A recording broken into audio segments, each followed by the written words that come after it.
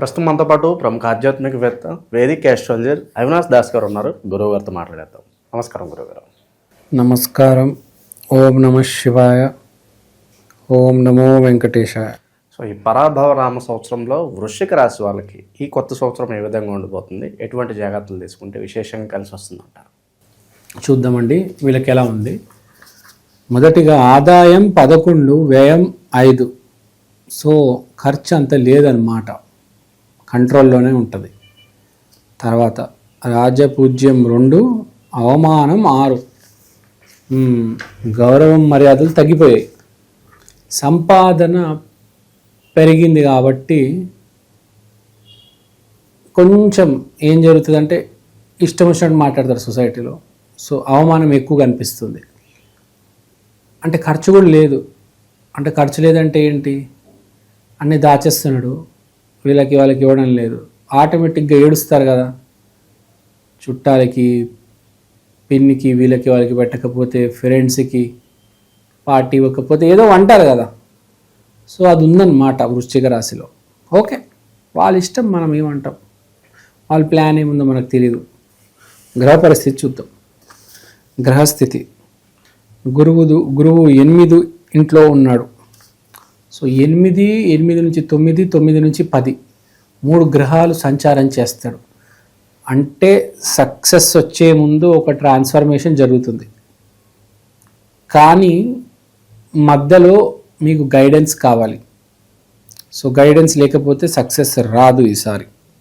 అది గురువు పెట్టే ఎగ్జామ్. తర్వాత రాహు కేతు చూసుకుంటే 10-4 యాక్సిస్లో ఉన్నారు. అంటే బాగా కష్టపడతారు, ఇంటికి వచ్చాక నిద్రపోతారు. విపరీతమైన కంఫర్ట్ జోను, మళ్ళీ ఆఫీస్కి వెళ్తే విపరీతమైన కష్టం. అంటే కరెక్ట్ రిలాక్స్ అయ్యే చోట రిలాక్స్ అవుతారు, పని చేయాల్సిన చోట పని చేస్తారు.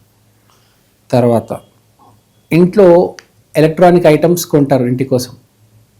Air fryer, computer, mobile, AC, ఏమైనా ఇట్లాంటి ఇంట్లో కావాల్సిన దానికి కొన్ని డబ్బులు కేటాయించి ఎలక్ట్రానిక్ సామాన్లు కొంటారు బేసిక్గా. తర్వాత మూడ్ చాలా బాగుంటుంది, భార్యను బాగా చూసుకుంటారు. మీ తండ్రిని కానీ మీకు కావాల్సిన వాళ్ళని ఇక్కడికి అక్కడికి తీసుకెళ్తారు. టూర్ అండ్ ట్రావెలింగ్ ఉంటుంది ఫ్రెండ్స్తో. ఫాదర్ని కూడా కలవడానికి వెళ్ళొచ్చు, ఊరికి వెళ్ళొచ్చు, ఎక్కడికైనా. మీ ఫాదర్ ఎక్కడ ఉంటారో మీటింగ్ ఫాదర్ తరచుగా జరుగుతుంది. భార్యతో బాగానే ఉంటుంది, మూడ్ చాలా బాగుంటుంది. అరే భలే ఉందే అంటే ఇక్కడ అన్నీ మనకు కరెక్ట్గా ఉన్నాయి చూడండి. అంటే మనిషి కరెక్ట్గా ఉంటాడు ఎప్పుడు, హ్యాపీగా ఉన్నప్పుడు. సో హ్యాపీనెస్ కనిపిస్తుంది, మనిషి హ్యాపీగా ఉంటాడు. తద్వారా కరెక్ట్ నిర్ణయం తీసుకొని కెరియర్ ముందుకెళ్తుంది. భార్యతో బాగుంటుంది, పనవాడు బాగా చూసుకుంటాడు, స్పిరిచువాలిటీ బాగుంటుంది, ఎవ్రీథింగ్ ఈజ్ గుడ్. అంటే బ్యాలెన్స్డ్గా ఉంది రాశి. మరియు అతిగా లేదు, మరియు దిగజారిపోలేదు, బ్యాలెన్స్డ్గా కరెక్ట్గా ఉంది. ఇంకా మీకు అదిరిపోయే అసలు ఆ పట్టు విల్ పవర్ ఉంటుంది అనమాట. ఎప్పుడైనా మనిషి బ్యాలెన్స్డ్గా ఉంటే నాడు ఏదైనా చేయగలుగుతాడు కదా. విల్ పవర్ అనేది ఎక్కడి నుంచి వస్తుంది మనిషికి? ఎప్పుడైతే పర్ఫెక్ట్ ఉన్నామో, మైండ్ ఫిజికల్గా మెంటల్గా పర్ఫెక్ట్గా ఉన్నావు, కరెక్ట్గా తింటున్నాము, కరెక్ట్గా ఆలోచిస్తాము, అప్పుడే విల్ పవర్ అనేది వచ్చేది. లేదు నీరసంగా ఉంటే విల్ పవర్ ఎక్కడి నుంచి వస్తుంది? సో అవన్నీ కరెక్ట్గా ఉంటాయి. కానీ కరెక్ట్ దీనికి ఆపోజిట్ కూడా జరగవచ్చు. ఇప్పుడు చెప్పిన దానికి బేసిక్గా 1 లైన్లో చెప్పాలంటే చాలా బ్యాలెన్స్డ్గా ఉంటుంది. కానీ ఇవి చెప్పిన దాన్ని కరెక్ట్గా రివర్స్ జరగవచ్చు. జన్మజాతకం బాగాలేకపోతే అన్ని విషయాల్లో మీకు ప్రాబ్లం ఉండొచ్చు. అలాంటప్పుడు పరిహారం చేసుకుంటే మంచిది. తర్వాత వ్యాపారం, నరిష్మెంట్కి సంబంధించిన వ్యాపారం చేయాలి.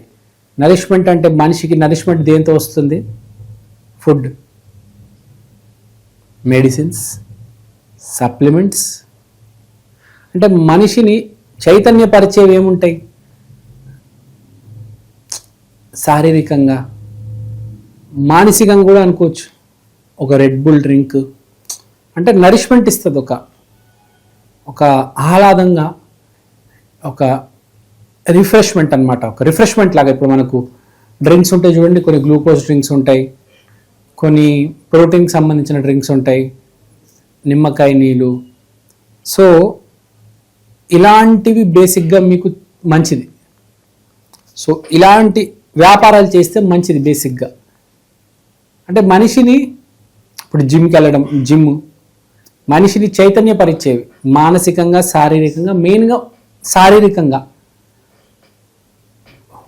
ఒక సీరం ఉందండి, లేకపోతే ఒక ఆయిల్ ఉంది, ఎంతో కొంత నరిష్మెంట్ ఇస్తుంది కదా హెయిర్కి. సో దానికి సంబంధించి ఏదైనా బాడీకి నరిష్మెంట్ ఇచ్చేది చేస్తే వ్యాపారం బాగా కలిసి వస్తుంది. జాబ్ చేసే వాళ్ళు మీరు ఇంకా మీ జాబ్లో కావాల్సిన దానికోసం స్టడీ చేస్తారు. అంటే మీరు ఏదైనా సాఫ్ట్వేర్ మీద పని చేస్తున్నారు, ఆ సాఫ్ట్వేర్లో ఇంకా అప్డేట్ అవుతారు. ఏదైనా మీరు డాక్టర్గా చేస్తున్నారు, దానికి సంబంధించిన ఆపరేషన్ ఇంకెన్ని విధాలుగా చేయొచ్చు మనం, అలాంటిదని స్టడీస్ చేస్తారనమాట. ఉన్న దాంట్లోనే, ఉన్న జాబ్లోనే ఇంకా స్టడీ చేస్తారు, దాన్ని ఎక్స్పర్ట్ అవుతారు బేసిక్గా. వృశ్చిక రాశి వాళ్ళు చేసుకోవాల్సిన పరిహారం ఏంటంటే, మొట్టమొదటి పరిహారం ఆంజనేయ స్వామి గుడికి వెళ్ళండి మంగళవారం రోజు. ఇంకోటి 2026కే పరిహారం ఏంటంటే రాధాకృష్ణ గుడికి వెళ్ళాలి, చాలా ఇంపార్టెంట్. మీరు సండేస్, ఇప్పుడు మీరు మనకు బంజారా హిల్స్లో హరే రామ హరే కృష్ణ, లేకపోతే ఇస్కాన్ టెంపుల్స్లో సండే రోజు కీర్తనలు ఉంటాయి.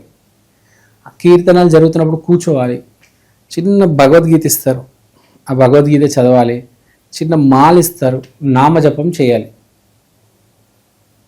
అంటే కొంచెం టైం స్పెండ్ చేయాలి. అలా స్పెండ్ చేయడం వల్ల ఏంటంటే కొంచెం మూడ్ ఇంప్రూవ్ అయింది అనుకోండి, అన్నీ సెట్ అయిపోతాయి. జాతకంలో మోస్ట్ ఇంపార్టెంట్ ఏమంటారంటే రాశి. రాశి అంటే ఏదో కాదు, చంద్రుడే. చంద్రుడు ఏ గ్రహంలో ఉంటే అదే కాదు మీ రాశి. సో చంద్రుడే మళ్ళీ మైండ్.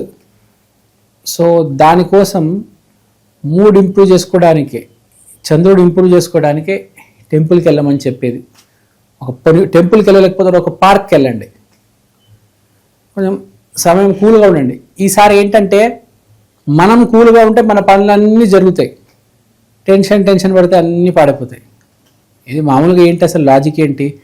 బాగా కష్టపడాలి, బాగా టెన్షన్ పడాలి, సక్సెస్ వచ్చిన తర్వాత అప్పుడు నీ మైండ్ కూల్గా ఉంటుంది కదా. కానీ ఇక్కడ ఏంటి, ఫస్ట్ నీ మైండ్ కూల్ చేసుకొని అమ్మ అనుకొని తర్వాత పని మెల్లిగా మొదలెట్టి స్లోగా అప్పుడు సక్సెస్ అనేది, జాబ్ అనేది, బిజినెస్ అనేది స్వింగ్ మూమెంట్ వస్తుంది. అది సో బేసిక్గా ఎక్కువ ఆలోచించాల్సిన పని లేదు. ఇంత నేను పొడి చేస్తాను, నా ఇది చేసేస్తాను, చిల్, రిలాక్స్. వ్యూహమే తప్పులేదు, కూల్గా ఉండు.